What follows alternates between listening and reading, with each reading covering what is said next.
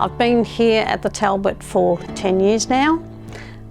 In particular, I work with women on the ward, and I find that to be really important because by its nature, Austin Health tends to take their traumatically injured people, and that tends more often than not to be young men. So any women who end up on the ward can feel quite isolated, and they can feel like they don't belong. So by having a group where they can come in and chat and laugh together, I find is really important. Talk about anything, just our lived experience of how we do different things, and if the girls wondering how they could go out and go to different restaurants, or how they, even things like get dressed or do catheters and things like that. Yeah, all kinds of, just we chat about everything. Women's group, I would like to say that it's been a really important part of rehabilitation for me. I've really enjoyed Lynn and Annie coming every week and appreciated their time. It's been very important speaking to people that have lived what we've lived through, and they've given a lot of insight.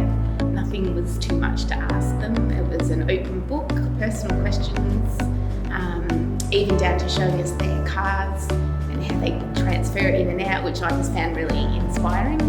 And yeah, just a real winner for me personally. We can connect with other groups within the Talbot, particularly leisure, and we can do some women-specific things, like going out for a coffee is a very woman-y thing, or maybe going out shopping, and I feel that they get a lot out of it.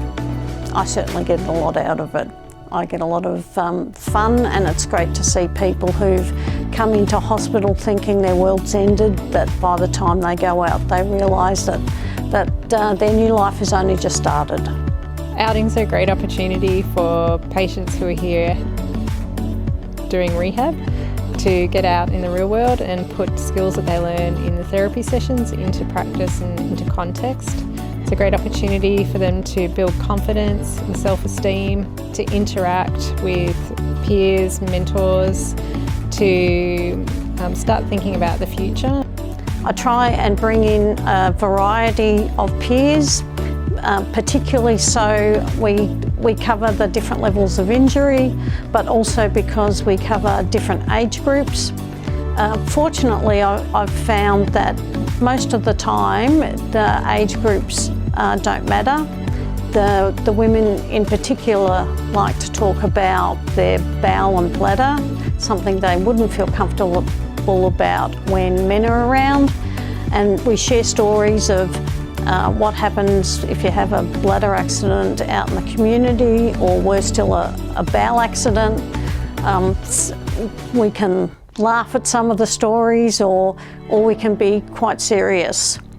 The types of skills that people get to experience are handling money, developing wheelchair skills on the footpaths, roads where there's slopes and it's not flat like it is in the rehab centre, how to get around in cafes and restaurants where it's small spaces and they need to navigate the chairs, and crowded areas where there's lots of people who might come in front of their wheelchairs. They get to experience using trains, buses, trams, all sorts of public transport, even ordering a taxi, how to order a taxi. Because there's so few women on the ward, they often form very strong bonds, many of which last for years. They'll come back when we have What's Out There days, and they'll reconnect. They might join a sporting team together. They might go out and have coffee, meet up once a month in each other's homes, which is it's a very important thing for them to be able to keep contact with someone else, so that they can discuss issues specific to their needs. That although family and friends try, they just never quite get it.